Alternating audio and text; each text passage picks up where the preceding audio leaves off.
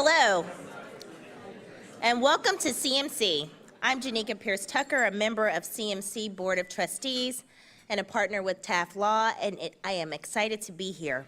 And it's great to see everyone today. This week, CMC partnered with Columbus Monthly to provide a conversation around their May cover story, What Columbus Needs. This forum is brought to us with support from Ulmer & Byrne, the Robert Weiler Company, and Puffin Foundation West. Let's take a moment to thank our sponsors and partner for making today's forum possible.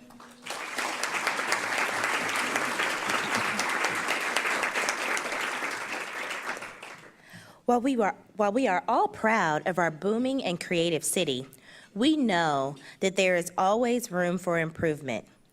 Columbus Monthly polled dozens of government officials and leaders of businesses, the arts, and civic associations to find out what they think would make Columbus better. Their answers range from the serious, such as narrowing the gap between Columbus haves and have-nots, to the playful, like a catipulate that flings fruit across the Scioto River. Let's talk about some of these ideas. Please welcome the founder and creative director of Harmony Project, David Brown.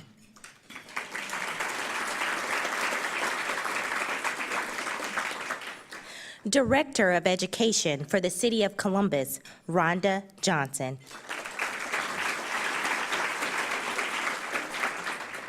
Chair of Transit Columbus, Alyssa Snyder, and our host today, let people clap for you. And our host today, Senior Editor of Columbus Monthly, Dave Ghosh. Dave, the podium is yours. Thank you. Before we start our panel discussion, I wanted to just explain a little bit more about what Columbus needs at this feature. The concept is pretty simple. It's a survey with just one question: what can Columbus do to improve itself? There are no restrictions on answers. We asked for 3 ideas from each respondent, and that's pretty much it. The answers were serious, silly, idiosyncratic, ridiculous, self-serving, brief, lengthy. It didn't matter. All ideas were welcome. Also, a little bit of history on the project. Our publisher, Ray Paprocki, who's here today, and is also a member of the Columbus Metropolitan Club. He originated the idea in 1996, back in his editing and writing days. And since then, we've tried to return to the project every 5 years or so. Our May issue, which is on newsstands now, right here, marks the 5th time we've done the survey. With this project, we aim to try to get input from a diverse cross-section of informed and interesting folks involved in the life of the city. We've also, for the first time, we sent out the survey to the membership of the Metropolitan Club, and we got a lot of great answers from all of you, so we really appreciate that. In total, we had more than 100 folks who offered up their constructive criticism on the challenges our city is facing today, as well as their hopes and dreams for improving the city. What was striking this time around, though, was how 3 concerns dominated the responses: transportation, education, and poverty/inequality, which we lumped together, which leads to our esteemed panel. We asked Alyssa, Rhonda, and David to be part of our discussion because we think each of them offers some interesting insights on each of those topics. So I will get this discussion started. Alyssa, I wanted to start with you. Okay. Transportation was our top concern. And when we spoke before, I thought you said something pretty interesting. You had said that our kind of car-centric transportation system is sort of like being addicted to cigarettes. So that obviously leads to a question: how do we break the addiction? And as far as I know, there is no nicotine transportation patch, so what's our option? Well, I mean, maybe a patch is high-capacity transit, or at least a stick of gum. You know, cars are like cigarettes or, beer or ice cream. They're, best consumed as sometimes food. Transit Columbus, we are not against cars, but believe that we should have more options and more ways to connect with each other. And walking and biking and riding transit bring us together. And I think, it's not as convenient as using your car to get everywhere. But that is also part of the point. I mean, if you think about the Short North is a booming area. There's lots of development. You can do a crane experiment with downtown, right? You can tell me where the money is going. We all know. And people want to experience their cities best with a pair of tennis shoes, and that's what makes an area like the Short North great. An area like Polaris, which is also great and really important to our city, is best navigated in a car. And you don't really have that kind of option. And so providing a mix and a balance of those things is something that we're very unbalanced as a city right now. It seems like transportation also is an issue that affects our other three topics as well, education and poverty and inequality. So I'll start with you, Rhonda. How have limited transportation options affected your efforts at the city, particularly in early childhood? Because I know that's been a focus. Thank you for that question. As you know, there is no transportation provided for children who are enrolled in pre-K except those children with special needs. So parents have to transport their children to centers or to home care or wherever they're receiving their early learning education. In many cases, the early childhood centers aren't located where parents live or where they work. Many of the opportunities are around the outer belt, so it is inconvenient for families to actually get their child to pre-K to begin with. So that is very much a challenge, being able to transport them, especially to high-quality centers. If we look, for example, on the west side of Columbus, there are few early learning opportunities on the west side than there are in other parts of town.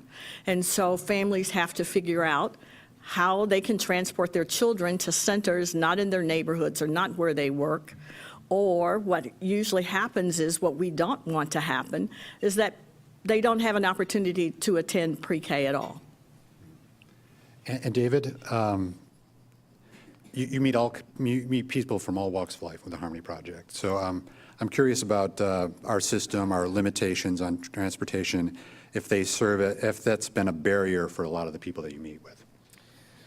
I don't know if it's a barrier. I think it's just another obstacle, though. I don't know if they let it become a barrier.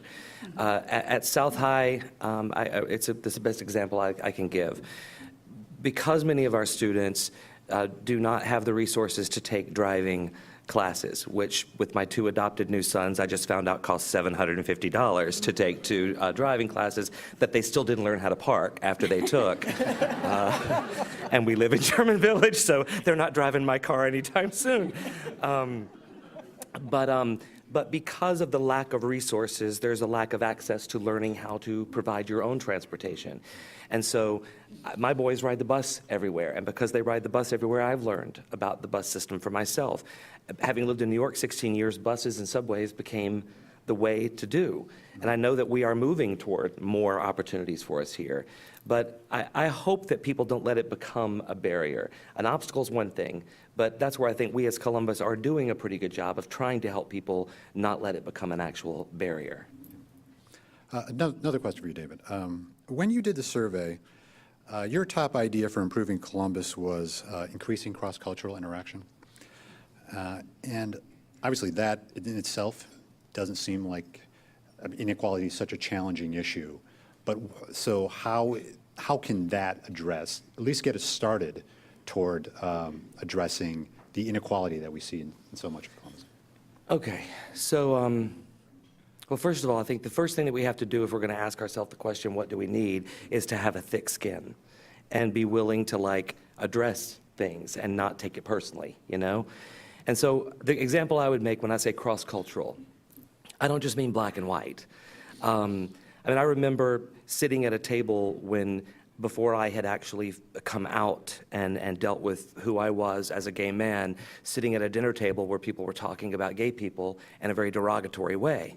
And I had to sit there as the blood rushed to my already red-tinted skin.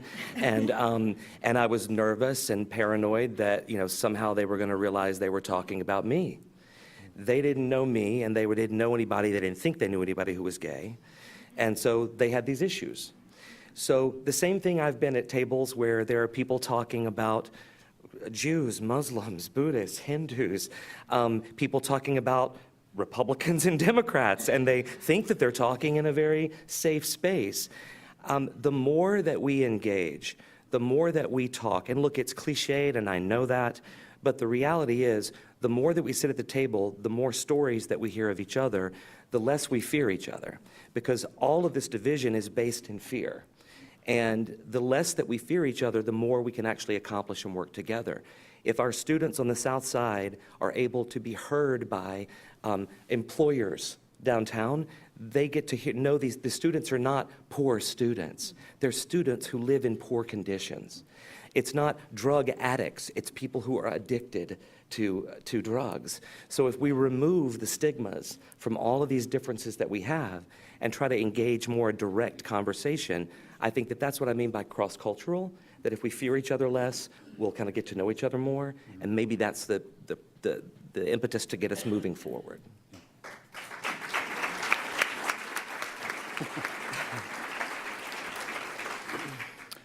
Alyssa, you had mentioned a living wage as one of your top needs for this city. Could you tell us what you mean by living wage? Listen, I'm not connected to an exact number. I'll give you one, but I think it's probably somewhere between $15 and $20 an hour. You know, if you are at the poverty, what we consider at the poverty level in the state of Ohio, which for a single person is about $15,000 and some odd change, and our current minimum wage is $8.15, and if you do the math on that, you're still, even if you pay someone a minimum wage, you are still not paying them enough to be out of poverty by numbers that, by the way, haven't taken cost of living increases, you know, into effect in 15, 20 years. And I don't think that that's the way, and that's not the kind of city I want to live in, and that's a state policy. And I don't think this is necessarily even just about policy. This is about, you know, humans paying other humans to do work, and how we value each other, and what is the baseline for that. And I think it should be enough to feed your family. Amen. I mean, seriously. It seems like we have problems trying to get that, at least from a policy point of view, because I believe the State House is limiting what cities can do now. Is there a different route that we could take? Yeah, I think if you pay somebody else to do work, you should pay them more. And you should find a way to do it. I don't know that it necessarily has to be City Hall telling you as a company that you should do it. I think that we should find a way to make that happen, and I think that there are some real economic advantages to that for companies as well. You know, obviously, that's something that, you know, is going to affect a bottom line, and eventually, probably in a good way, but it's a transition we haven't made. You know, we're always willing to pay someone at the top an extra bonus and don't think about how that's going to affect, you know, the price of something next week or next month or next year. But we don't think that way about paying people at the bottom. And so I think it's a change in perception. I think if you pay other people to do work, that you should seriously think about how you're affecting your own community. I want to go to education a little bit. Rhonda, pre-K education seems to be the top priority of the mayor and his education interests. Why has that emerged as being so important?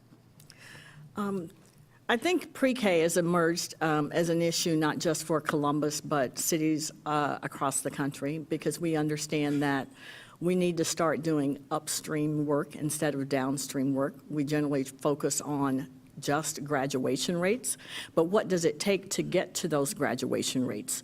Children don't start failing to graduate at 12th grade. It starts way before they even enter school. We know that most of a child's brain development, 85% of a child's brain development happens by the time that they're 3 to 4 years old. And so what's happening with those children who are 0 to 3 to 4 to 5? Are they being stimulated? Are they in developmentally appropriate environments and getting the kind of activities that they need? And so we know that children who are prepared for kindergarten are the same children who will do well on that third grade guarantee test. We know that those are also the same children who are more likely to graduate from high school, more likely to have employment or go to college. So the work happens early, and so we can't wait until graduation, the senior year, and say we're in. So we know that work happens very early on. And so if we are to move forward, we need to move forward with our littlest citizens to make sure that they have the opportunities to be successful in school. And David, I wanted to ask you about South High School, because I know how involved you are there. I wonder if you had some thoughts on, since you've seen it up close so much, what is working there and what might work there, and what we can do to change things from your experience? What's working there is City Year Columbus. Oh, there's Tasha Booker. I'll expect my 20 when I walk out the door. Okay, yeah, I got it. Okay, 50? Oh, great, even better. City Year Columbus is doing remarkable work there. Look, education doesn't begin or end with the school. And we can sit around as many tables as we want, and we can get as many rich people in the rooms as we want to talk about education. But unless you're there, and unless you go in and actually see what's going on, and you see what these teachers are dealing with, and that many of them are burned out and exhausted because they are not just the teacher, they are the father, they are the mother, they are the counselor, they are the doctor. When you're talking about schools where the majority of the kids' families make less than $18,000 a year, and there's no one there to get the kid up to get them to school, there's no one to make sure the kid is there on time, then you're talking about challenges that are way beyond just trying to get them to learn how to study and focus to get a grade. You're talking about the fact that the kids are not developing social skills. And I think that when people refer to our kids at South as being disadvantaged, and I've heard that so many times, and I'm like, okay, well, if they are, then if that's the only problem, then we need to make them advantaged. And so the way to make them advantaged is to then turn around and say, what do they not have? And not talking about money, but what do they not have that the kids at Bexley schools don't have? And what they don't have is the opportunity to learn how to make eye contact when you're in a job interview, to learn how to focus when you walk into a room and how to carry yourself and represent yourself, because no one is teaching them these things. So people think Harmony Project and our program there is about music. We spend an hour and 15 minutes with one song. And that drives the kids crazy. But that one song, the goal is to try to get them to understand how if one verse is 35 seconds, you have to know how to watch me for 35 seconds. Because if you can't do that, you're not going to get a good job. And a good job is more opportunities. And more opportunities is bigger dreams. So what we can do is we can invest as much in the Columbus public schools as we do. I'm not knocking any other school when I say this, because I'm pro every school we have in this town, but put as much into our Columbus public schools personally as we do with Cristo Rey and KIPP and other charter schools and things like that. Invest in our Columbus students, and that will make a difference. What have you learned at South High School that you didn't know before getting so involved in an urban high school? Well, I mean, I worked in Harlem for a few years. I worked in LA for a couple of years. But Columbus, what I learned about Columbus, not necessarily about students or schools, is that we are much more segregated than I even thought we were. I thought we were segregated. I didn't think Harmony Project would work here. Because all I ever saw was white people in restaurants and black people in restaurants and white people in church and black people in church. I didn't see a lot of places where there were people that were a lot together. And I would go to events and the audience would be either predominantly black or predominantly white. I didn't see a lot of mixing. And that was probably my observation just from having been in such diverse communities before, that maybe I was not seeing it as well as I should.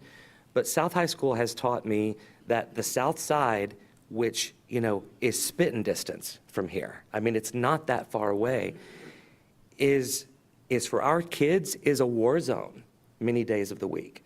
They are jumped walking home from school. They live in fear. It's not just bad and needs attention. It's that it needs investment. It needs everybody buying into it, or it won't change. So that's what I would say I would learned. Alyssa, I wanted to go back to transportation. This seems like a really exciting time for transportation. Lots of things going on with Smart City, and CODA's reinventing itself, and I think the Next Gen plan is coming out this summer. So I'm wondering what excites you about what's happening, and also, are there some concerns, things you're still worried about, or some issues that are developing?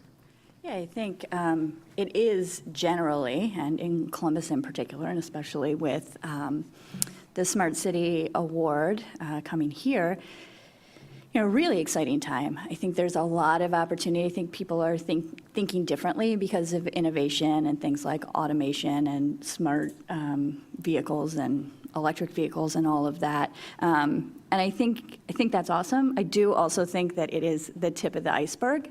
I challenge us to think a little more broadly about how we really want to move people, not so much about this mode or that mode or anything else. And I think about, thinking about super new things, right? This Hyperloop, which, dude, if it happens, like super cool, right? Like really exciting stuff and things that really can be possible in a relatively short amount of time.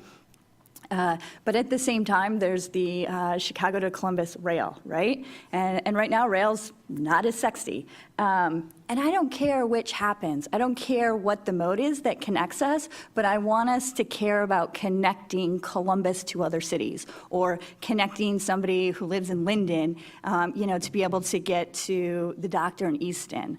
I care about that piece, and I'm just not sure, as a city, as a group of people, as a group of community leaders, that we're there together about really deciding how we want people to be able to move, rather than about this mode or this possibility or this new innovation. I think there's opportunity for us to really create a base together about that vision for moving people, not so much about the mode or the situation or even the corridor. I think we need to think above that, and we need to find a way to come together as a vision around that, and that just isn't something that's happened in Columbus before. We've just figured we're just going to keep building more roads and all the things, and so far it's pretty much worked for us, right? And we're hitting a point where we're understanding that we're getting bigger as a city, and more things are happening, and different people want different things now, and so I think there's a real opportunity, and I think community leaders recognize the need for change. I think the thing that still concerns me is about us really all coming together and deciding how we want to move people. And what happens if we don't change? Listen, I think the point of a city, right, is to connect people. The point of a downtown is not to be a parking lot for cars, right? That's not why downtown Columbus exists. If we keep thinking about moving people quickly in and out, and that's our perspective, and that's the way we measure ourselves, I I think we're going to be in trouble, and I don't think we're going to be able to compete. I'm going to go back to David. What strikes me about what you've done is it seems like you've created an island of diversity in an extremely segregated city. So I'm wondering if you could maybe point to a really remarkable moment of revelation that one of the people who participates in the Harmony Project has experienced, or maybe yourself, something that wouldn't have happened in some kind of incredible moment. I'm going to get you for that. I'm gonna make you pay for that question. You won't see it coming either.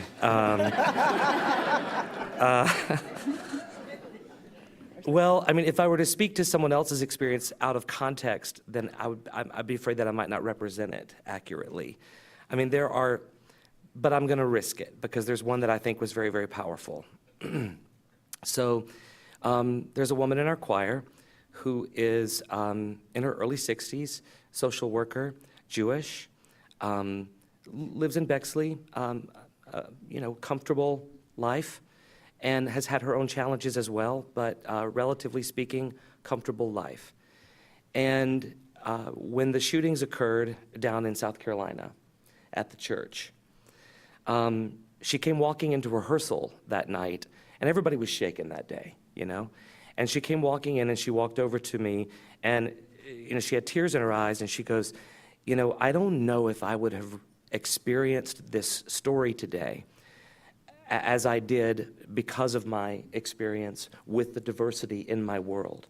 She said, I've come to know all of these women in the section of the choir that I sit in as my sisters. She said, and they all go to Bible study at their Baptist church. She said, which is a foreign concept to me in my faith.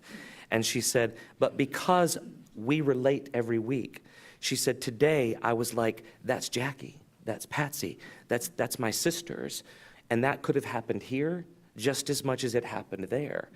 And she said, it opened my eyes to the need for us to be connected to each other.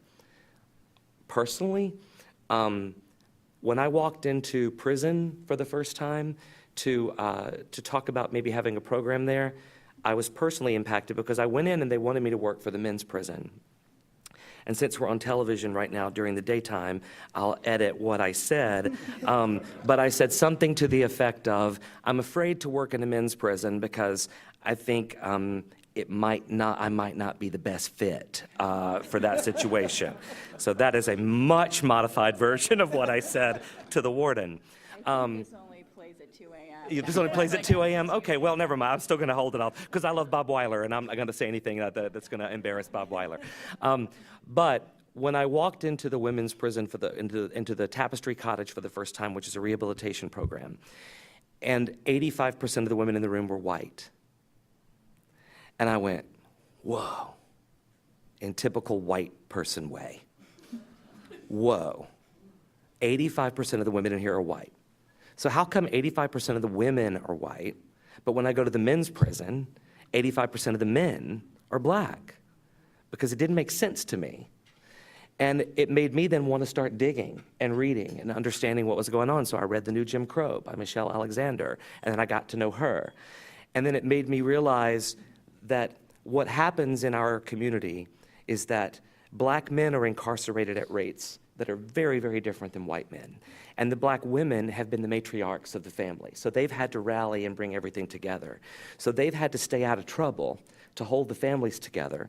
But white women in these small towns around Ohio, the small towns around Columbus, they live without resources, without access to education, to things. And so how do they fill their emptiness? They do heroin.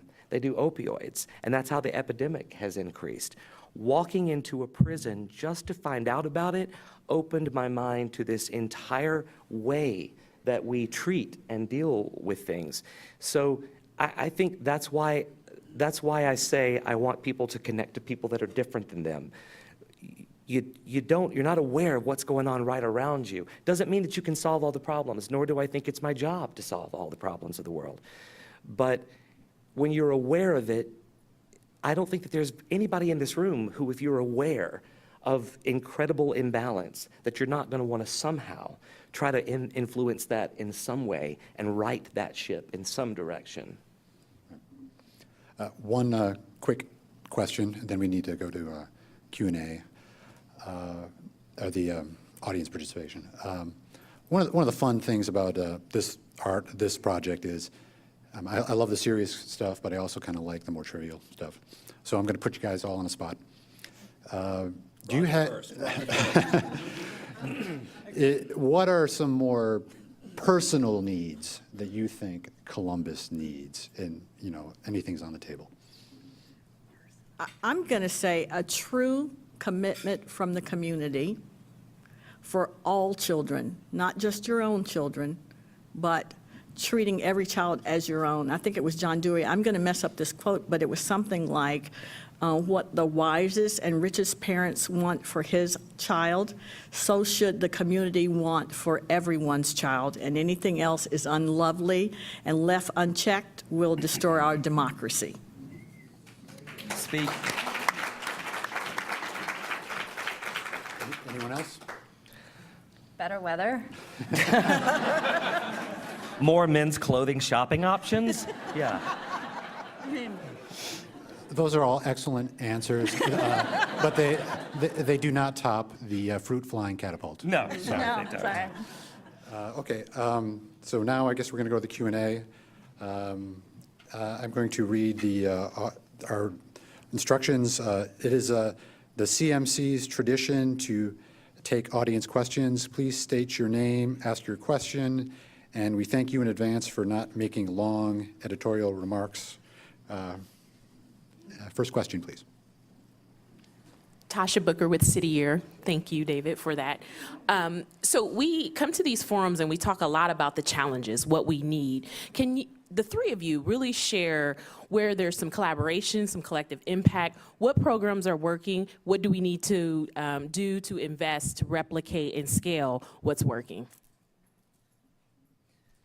Well, number one, when people say more green space, that's because we already have some. And so that's what I think is great. I hear people, we did a little thing on Facebook where we asked people to weigh in and tell us what they would like to say were they sitting at this panel. And people, Amtrak, major airline hubs, more public transportation, more green space, more parking spots, all that kind of stuff. And on the way walking in here, Tom Krause is texting me, more music. Karen Jones, more trauma therapy. Everybody's like trying to get their voice into the thing.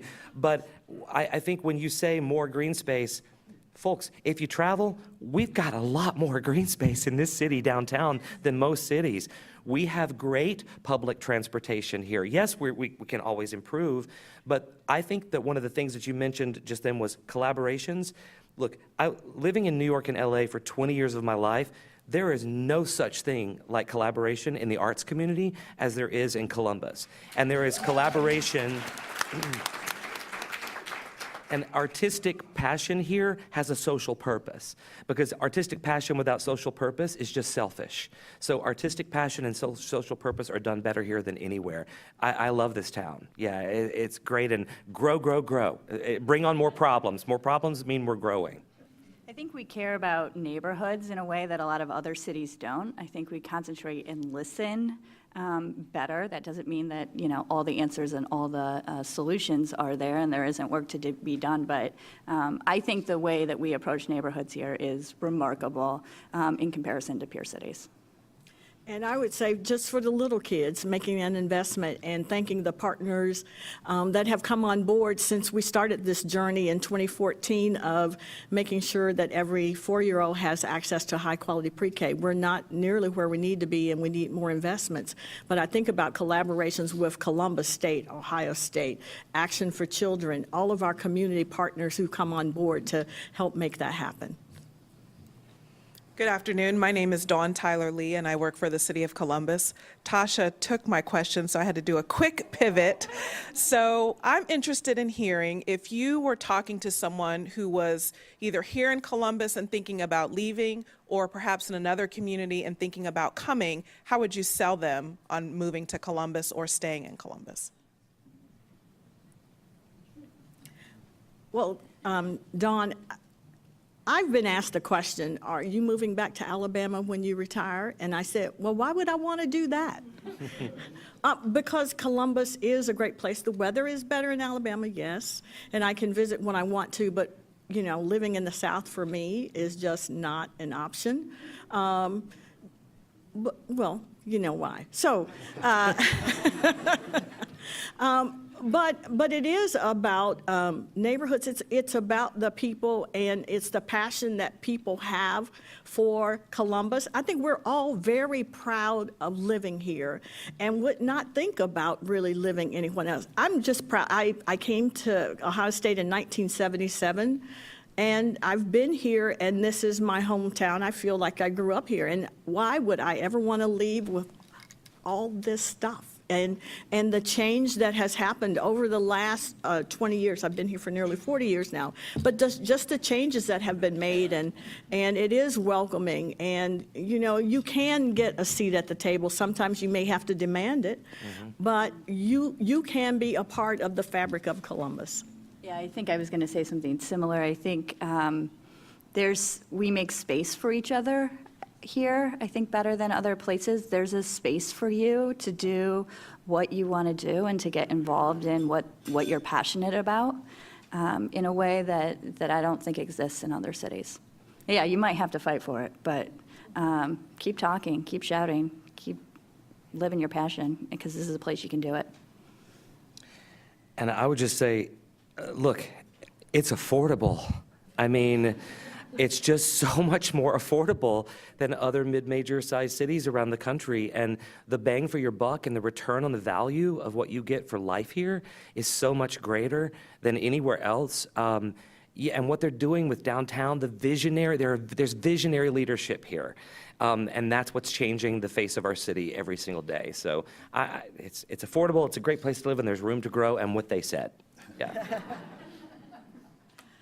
My name is Barbara Pratzner, and I'm struck with every single one of your answers at how interrelated and interconnected your issues are. And I'm remembering a program that was very edgy for its time in Columbus a couple of decades back called Beyond the Freeways, whose point was to get busy executives who might use their garage door opener to get in and out of their garage and into their protected parking space downtown and just not really see what was going on in the city. And the program included, I think it was most of a day, visiting a food bank, a welfare office, a homeless shelter, and then an orientation and a debrief. So my question is, since your problems are so interrelated, can you envision some sort of program that would start to expose busy people who are not ill-intentioned? They're just busy and need experience. I'm struck by what David's saying about getting people into South High School. Could you envision a program that would incorporate all three of the things you're talking about in the way of transit, education, and cross-cultural experiences that would at least start to get at some of the answers? Get on a bus and sit next to somebody you don't know. I mean, seriously, it really is. Yeah, I mean, it can be that simple. There's lots of great organizations you can volunteer with and really get to know the voice of Mid-Ohio Food Bank is one of them, and really get to know your neighbors who are struggling in different ways than you are. But I think it can be that simple. Open yourself up more to simple things like getting on the bus and sitting next to somebody, like walking the other direction. We're all half a mile away from a different neighborhood and a different socioeconomic status here in the city, and the way that we live very close to each other and yet still divided. Walk your dog in the other direction. I think it can be that simple. Next week, there are about 600 students and about 400 adults who are going to be in 3 different schools: Downtown High School, Whetstone High School, and South High School. In those schools, every afternoon between 3 and 7, the adults are they're just people who've signed up in the community. And they show up at the school, and they work with these students and administrators, and they're painting giant murals inside the school that are all about dreaming. The students all met and came up with their own themes and what they wanted, and then local artists came in and interpreted those themes, and then the students created it together. So what happens is, while they're painting, we don't have any rules. But what we do is just say, grab a brush, it's paint by number, so your skill set doesn't really matter. Just like there's no audition to sing in anything that we do, which sometimes is a troubling situation. But the reality is, something happens when you're just standing there and you're painting and you begin to talk. And so what happens is teenagers from the South Side are meeting people who live in New Albany and Bexley and Hilliard and Grove City and Groveport. The administrators at that school get a chance to talk to those adults and tell them what their challenges are. That is the way that I think that we create what you're talking about, is this cross-cultural. It could be as simple as getting on the bus. It could be as simple as volunteering at a pre-K center. It could be as simple as painting a mural with somebody. A couple of years ago, Tom Katzenmeyer was on a ladder, and Tom's painting, and the guy next to him has no idea that Tom is the CEO of the Arts Council. Next to him is a guy named Diego who had just gotten out of prison. Tom had no idea that Diego had just gotten out of prison, because it didn't matter, because they were two guys on ladders painting a mural together for the Boys and Girls Club, because they both wanted to give back to the community. So that is the way people affect change in each other's lives, simply. It doesn't have to be a sit down and let's all try to process who we voted for and why, or what we disagree on. But if they just kind of come together and do something together that's a common social purpose, maybe that's where we affect that change. And there are opportunities in Columbus City Schools for each of you to become a mentor. We have success mentors, project mentors. Being an influence in a child's life is very important, and all 52,000 of the children in Columbus Public Schools need one or more positive role models in their lives, and you could be that person doing that work and having a relationship with my child. In my department, it is a required opportunity to be a mentor in Columbus City Schools, and so actually I'm missing Project Mentor today. I've been with my mentee for 3 years, 6th, 7th, and 8th grade, and we have a wonderful relationship. Had a chance to meet her parents, and her mother has said she never wants to miss school on Wednesdays because she has Project Mentor. So you mean more than you think, and with teenagers, oftentimes it's hard to tell because they don't let you know, and believe me, I live with a 19-year-old, and it's very difficult. But you would have a great influence and opportunities that you could give them that they would not be getting at home or they're not exposed to. So I want you to take that seriously. It really doesn't take that much time out of your lives to give at least an hour a week to a child. Hi, Eric Davies. I'd say in many ways Columbus right now is at or near the top of our game as a city. I mean, things are really happening here, and yet we are becoming more and more aware of this growing divide in our city too, of race and poverty and just income segregation, and even, you know, some of the traditional red line districts around the city that are not coming up, and actually in some ways are really struggling, while other neighborhoods in other parts of the city are doing very well. And a week ago, Richard Florida was here, urban planner, who one of the things that he said that really stuck with me is that we really need to start localizing, and we need to not depend on the federal government to take care of us. And so I guess one of my thoughts I'd like to throw out to this panel is, how do you think we can do that? And do we need to start thinking about how we use and spread our resources differently so that we can differently affect education, healthcare, transportation, and just urban infrastructure and neighborhood planning? And do we need, and nobody wants to hear about taxation, but we really do need to find a way to kind of equalize the resources and take away some of the disparity. So I'd like your thoughts. Thanks. Well, I'm not going to speak to infrastructure and all that because I'm not a bricks and mortar. I'm a people and community. But the whole idea of that we're becoming more divided as a city, well, we're becoming more divided as a world. I mean, it's happening all around the world. And the reason for that, at least the way I see it, is just because we have so much more access to information now than we used to. We now know how many differences we have. We now know the great disparity in income that there is. We have access to this. My boys are sitting there and I'll say something, they're like, "You're factually wrong," you know, and they hold up the phone. They love that when that happens. And then I remind them that I can take that phone away from them because I pay for it. Which is a fact, yeah. But the divisions, I think, look, there's the upside to the fact that we have access to education, access to information that changes lives. This morning I was at Nationwide Children's Hospital, and because of social media, there are families who have been told their child should go into hospice care who are being able to come to Columbus and go to Nationwide Children's because on social media they heard the story of the therapy program that they have here. So there's the life-changing and life-saving part of social media, and then there's the part that also points out and is the light that shines on the dark corners that we don't really necessarily want to see. But while it can sound like we're bashing Columbus when we start to get into the little pieces of it all here, I think all we're doing is acknowledging that because we're growing and because we're a grown-up city now, just like New Yorkers sit around and moan and complain about New York all the time, but they would never leave it, I think it's a sign of progress that we ask ourselves these questions and that we're trying to achieve to move forward. But as far as the nitty-gritty and that stuff, these two got to answer that question because I can't. I can try. So, I mean, no doubt, right, and the Richard Florida presentation was really interesting last week. 40% of the people who live in Columbus live at 200% or below the poverty level, 35% in Franklin County. No doubt that there is a lot of us who are rising to the top and some of us that aren't coming along on the ride. And we got to find ways, and I think you're right, I don't think the federal government is going to provide the kind of help that they have in the past, and I am sorry about that. But I try to think about, what are the things that help all of us? Right? What are the things that the next generation wants and people who are struggling want? And what are those things? In my opinion, public transit is one of those things. It's what, young people don't really want to own a car anymore.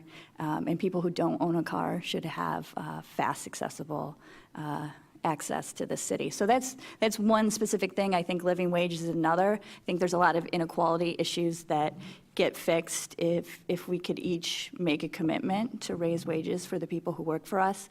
2/3 of the people who work at minimum wage are women. And the numbers are even higher when you think about African American women, Native women, and Latino women. And I think that those are two areas that we could concentrate on. Obviously, they're easier with federal dollars, but there are ways to decide that's important. It's jobs. I think about the families of the students we serve, and and it depends on the neighborhood. I think I'm fortunate I work for a mayor who's looking at this neighborhood by neighborhood, because the approach that you take in Linden is not necessarily the same approach that you take in Hilltop, and we have to do a neighborhood by neighborhood approach and what works. No, we can't wait for the federal government, and no one is doing that. But it's important that, people are employed, but they're underemployed, and they're not making the wages that they need to make to have a middle-class life. And so that means that, and then they're not trained to do the work that we need them to work, so then we don't have jobs to come to the city. But so it's just it's just a vicious cycle. But that is what's going to help us most, especially in the schools, is our parents have really great jobs and can move into the middle class. Not everybody has been able to make it there because, manufacturing changed, it's more high-tech, but people aren't prepared to do those kinds of things. So on the other end of the spectrum, we have to make sure that our children graduate from high school and prepared for something, whether that's college or a job or the military or starting their business. That is really not an easy answer, but I think we have to take a neighborhood-by-neighborhood approach. You mentioned the Hilltop. How is the approach going to be different, do you think, in the Hilltop as opposed to Linden?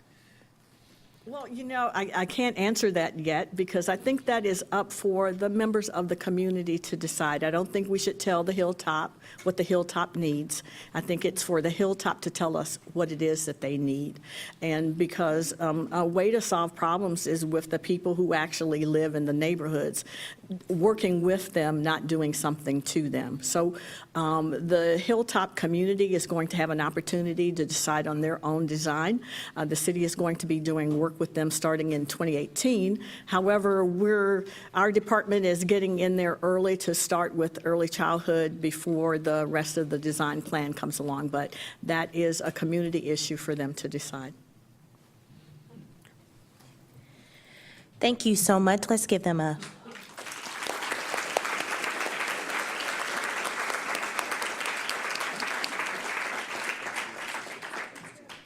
I hope you enjoyed today's forum. We encourage you to continue the conversation with coffee and cookies. You can view and share today's forum and all of our forums on CTV Columbus Television, on WOSU, and PBS affiliates statewide through the Ohio Channel, and anytime on CMC's website via YouTube. Please help me thank our partner, Columbus Monthly,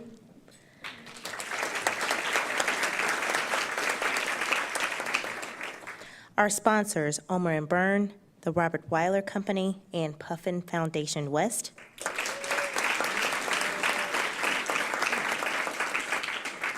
And our speakers, David Brown, Rhonda Johnson, Alyssa Snyder, and David Ghosh.